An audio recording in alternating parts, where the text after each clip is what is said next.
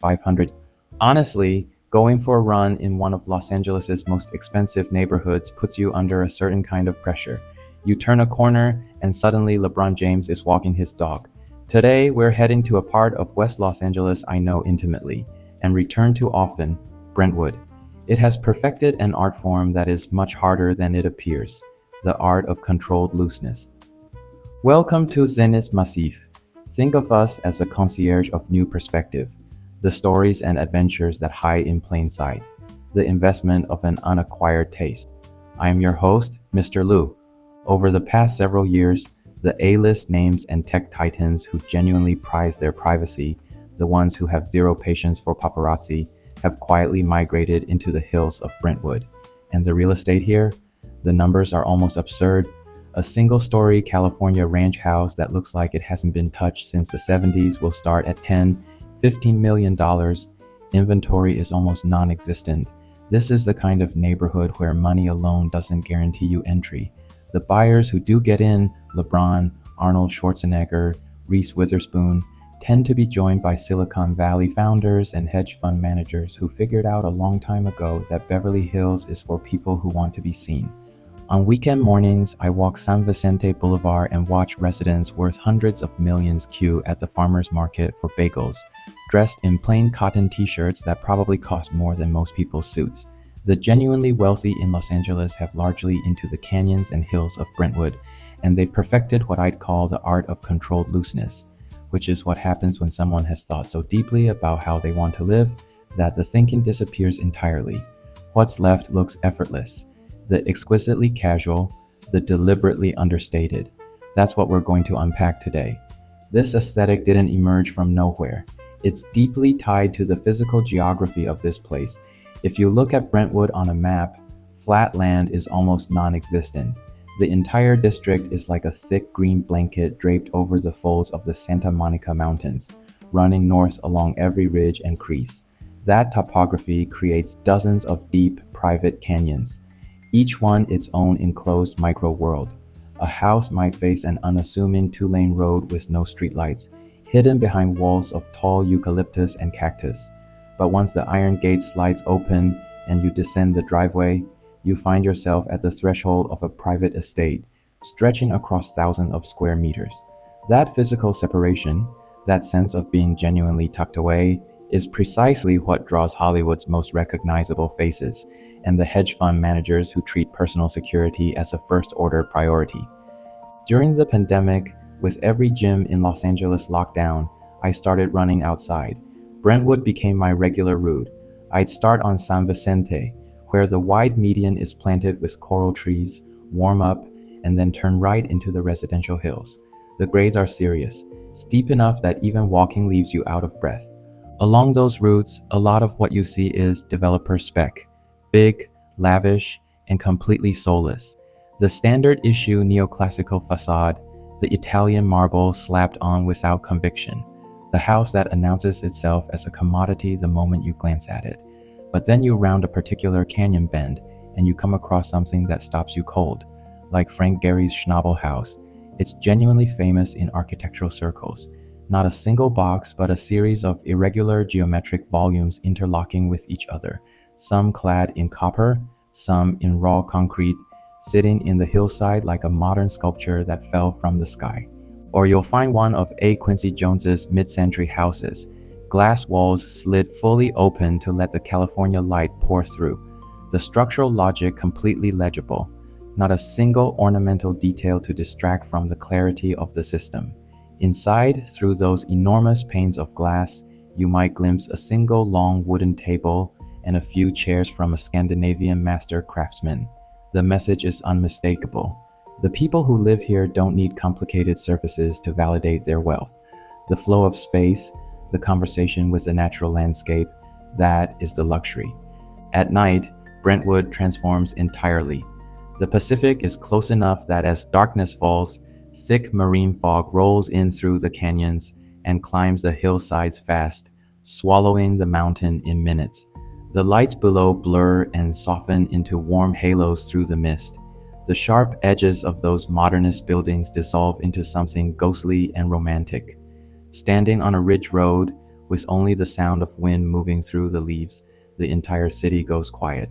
It has a specific magic to it, something between silence and dream. Now, the social and commercial heart of Brentwood, the Brentwood Country Mart, built in 1948. In a city defined by freeways and massive commercial centers, the Country Mart is a genuine anomaly. Designed by architect Roland Crawford, it has a traditional redwood exterior with an English village sensibility, 2 human-scale central courtyards, 0 pressure, 0 disorientation.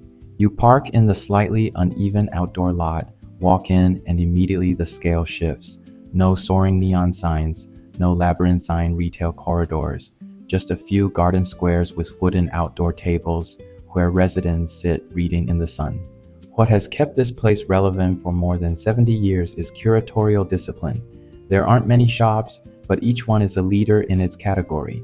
Diesel, the bookstore, with its solid wood shelves and a selection that skews heavily toward independent architecture criticism, niche poetry, and art monographs, leaves handwritten recommendation cards beside the books. Sid Mashburn for classic American tailoring with Italian craft influence, the kind of suit that moves with you rather than announcing itself. James Purse next door, which has built an entire universe out of the perfect t-shirt and the unhurried ease of Southern California. And Goop, Gwyneth Paltrow's lifestyle concept store, which opened here and stocked it with organic skincare, clean beauty, and crystals that claim to balance your energy. It maps precisely to what Brentwood residents actually want to believe about how they live. But the place I stopped most consistently is Farm Shop. Built by chef Jeffrey Cerciello around the farm-to-table philosophy, it's part restaurant, part specialty grocery, and the grocery operates more like an art gallery than a supermarket. Each wooden display table holds produce that arrived from local organic farms that same morning. Heirloom tomatoes in deep purple, matte green, and bright gold, still damp with morning dew, irregular in shape and heavy with fragrance. Figs picked that day from a nearby farm, their thin skin just beginning to split, honey seeping from the flesh. And then the shelves, cold-pressed truffle oils in minimal packaging, 20-year barrel-aged balsamic from Modena, handcrafted cheeses from small production Northern California ranches. Buying groceries here is less about sustenance and more about a very particular West Coast obsession with quality and provenance. There's one more detail I want to share because it's become something quite personal to me. In the same corner of the mart as Farm Shop, there's a barbershop called Lloyd's. It's been there since the market opened. Leather chairs, straight razors, all of it intact. I don't know how to describe it except to say that sitting in that worn green leather chair, watching in the mirror as the old wooden cabinetry reflects back a room that time seems to have left completely alone, is one of the most genuinely restful experiences I have had in the city. I used to live here, and even when I was back in Taipei, I would resist getting my hair cut just so I could come back to Los Angeles and spend 30 minutes in that chair. It became something beyond a haircut. It was a specific rhythm, a ritual of precision and quiet that belongs entirely to Brentwood. And since we're at Farm Shop, let me tell you about a morning I still laugh about. It was an ordinary weekday. I was queuing for breakfast. I turned around, and there, having a quiet meal in the restaurant section, was Bob Iger, former CEO of Disney, the man who engineered the acquisitions of Pixar, Marvel, Lucasfilm, and 21st Century Fox, the person who arguably assembled the architecture of contemporary global popular culture. I've read his memoir. I have genuine respect for him, but Brentwood has its own unspoken code. You do not approach someone for a photograph or an autograph. It breaks the compact of safety that makes this neighborhood function for the people who live in it. So I walked over to the counter and asked the staff if I could pick up his bill. They smiled and told me he'd already settled it, but they suggested I send over a bottle of the new champagne they just received, chilled. I thought that was exactly right. I asked for a card, wrote a few sentences, genuine ones, thanking him for his leadership and what he had built, signed my name, and watched the staff carry the bottle and the note across the restaurant toward his table. And then my introvert brain completely short-circuited. What if he found it presumptuous? What if he looked up and waved me over? What would I actually say? I grabbed my breakfast, turned around, and left at a speed that I can only describe as dignified fleeing. I did not look back. I did not verify his reaction. I walked out into the California morning and disappeared. It has since become a standard story among my friends. A very controlled encounter. Now from the valley floor to the mountain.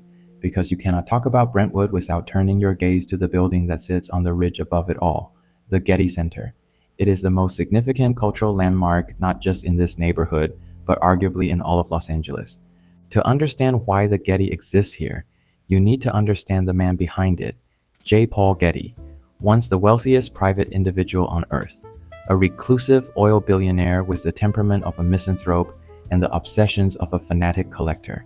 His personal contradictions were striking, famously cold with his own family, infamously resistant to paying the full ransom when his grandson was kidnapped, yet capable of spending lavishly and without restraint on ancient Greek and Roman sculpture, Renaissance painting, and French royal furniture.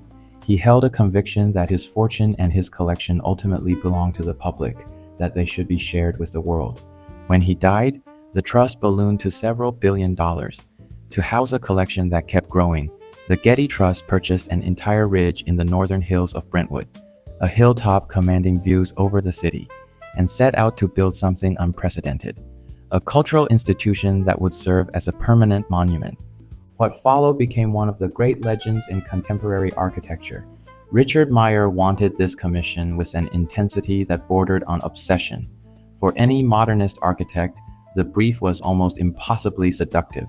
A client with essentially no budget ceiling, an entire mountain to work with, and a project that would enter the history of human civilization. To win the international competition, Meyer built a scale model so large it required a dedicated truck to transport it to the presentation.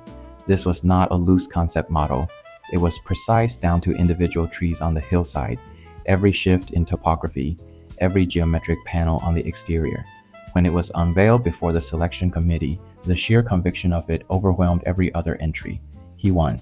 Then the real difficulty began. The design and construction process consumed 13 years in total. Meyer's signature language is pure white metal panels, white ceramic surfaces. He has been called architecture's white knight, and he genuinely believes white is the most honest medium for light and shadow. He wanted to build a white city on the hilltop, gleaming in the West Coast sun. The community pushed back hard. The Brentwood Homeowner Association, a coalition of wealthy, politically organized, and highly articulate residents, filed objections. Their argument was straightforward. California sunlight is intense. A fully white building on a ridge would function like a beacon, the reflected glare potentially affecting drivers on the freeway below. It was an argument that carried legal and planning weight, and it was not going away. Meyer's response to this constraint became the most consequential creative decision of the project. Rather than fight it, he traveled to a quarry outside Rome, in the hills of Bagni di Tivoli, the same ancient source that supplies stone for the Colosseum and St. Peter's Basilica. From there, he commissioned 120,000 square feet of travertine, 16,000 tons of it, to be shipped to Los Angeles. The critical detail, the travertine was left deliberately rough. Meyer designed a custom splitting machine that cleft each block so the face was irregular, textured, alive. When California's strong light hits these stones, warm beige, slightly golden, the building does not glare. It absorbs the light and radiates it back slowly, as if the stone has its own warmth. The architecture settles into its landscape rather than imposing on it. And the stone carries something else. Across those rough surfaces, preserved in the calcium, are the imprints of leaves and shells from millions of years ago, fossils embedded in the walls of a 21st century museum. Walking through the campus and pressing your hand against one of those panels, you might be touching the impression of a leaf from a geological era so distant it has no human name. Meyer wrapped the geometry of modernism around a cross-section of deep time. It is architectural alchemy. Let me take you through the experience of a day there. You cannot drive to the summit, a deliberate policy to protect the surrounding environment and the neighborhood. You leave your car in the underground garage at the base of the hill and board the Getty's tram. White, automated, suspended on air cushions, running silently through dense green canyons. As the tram climbs, the noise of the 405 freeway below falls away. The air cools. A Pacific breeze moves through the trees. By the time you arrive at the top, something has shifted in your nervous system. The ride functions as a threshold, a psychological transition from the noise of the city to the clarity of the hilltop. You step out into a plaza of white metal and warm stone. Meyer organized the entire campus around two intersecting axes, weaving together the exhibition pavilions, the research institute, and the landscape into a single coherent system. Walk first to the central garden, designed by the artist Robert Irwin. Irwin described it once as a work of art that is always redesigning itself, different every hour, every season, never the same twice. At its core is a large maze-like reflecting pool, dense with red azaleas pruned into geometric forms. Water channels flow downward with a bright, clean percussion. You descend into the garden along switchback paths, and the planting changes texture around you. More than 500 species, ranging from sculptural desert succulents to delicate temperate flowers, each chosen for the way it catches light at a specific time of day. This is not the formal symmetry of a European palace garden. It is a living composition, written in plants and water. Sitting on a stone bench at the edge, listening to the sound of water, looking out across the canyon, it is an unusually complete form of quiet. Then into the galleries. The four pavilions, north, south, east, west, are connected by open-air colonnades with shade canopies. Go to the upper floor of the west pavilion. There, in natural light filtered through intelligent louvers that track the sun, you will find Van Gogh's irises. He painted it at the psychiatric hospital in Saint-Rémy, in the south of France, during a period when his mental state was approaching total collapse. But the painting contains no trace of collapse. The irises are dense with a furious, almost manic energy, each blossom a blue-violet flame burning across the canvas, the brushwork thick enough to be sculptural, the lines driven by a force that no reproduction can capture. Standing in front of the original, looking at the paint built up in relief off the surface, feeling the physical evidence of the hand that made it, that transmission from one consciousness to another across more than a century is something that a screen cannot deliver. I can stand in front of that painting for a long time. After Van Gogh, take a few minutes with Rodin, the bronze sculptures in the outdoor areas, the surface texture reading differently in California light than you might expect, and the 18th century French decorative arts rooms, where the furniture is so precisely preserved and so shamelessly beautiful that they feel almost surreal next to the modernist architecture containing them. And then, save time for dusk. Around 5 in the evening, walk to the south-facing terrace. What opens in front of you is the most comprehensive view in Los Angeles. To the west, the Santa Monica coastline meeting the Pacific, the water turning to hammered copper and rose in the descending light, the ocean stretching until it disappears. To the east, downtown's tower catching the last direct sun, turning blood red above a basin of shadow. Below you, the 405, that usually relentless river of traffic, transforms into two long streams of light, red tail lights in one direction, white headlights in the other, flowing silently at this distance.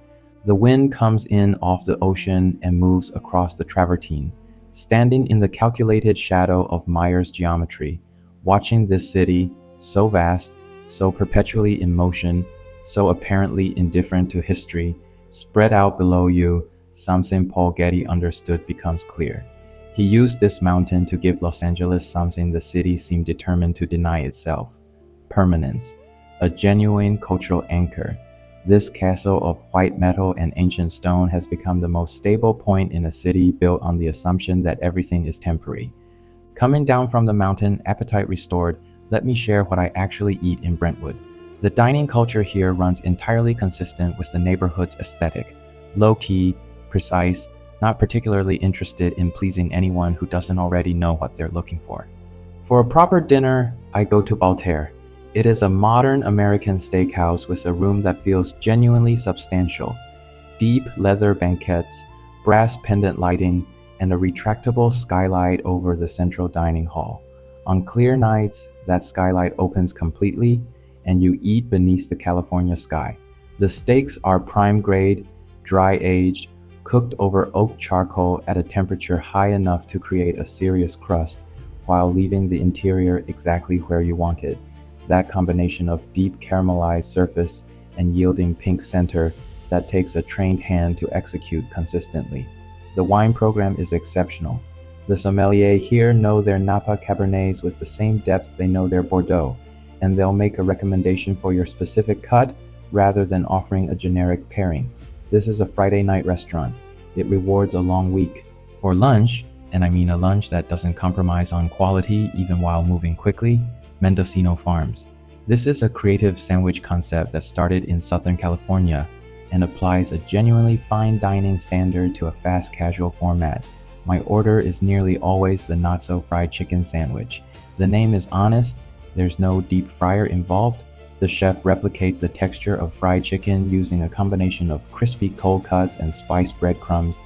You get the structural satisfaction of the crunch without the weight of the oil, layered with house-made dressing, pickled red onion, and toasted bread. It's more complex than it has any right to be.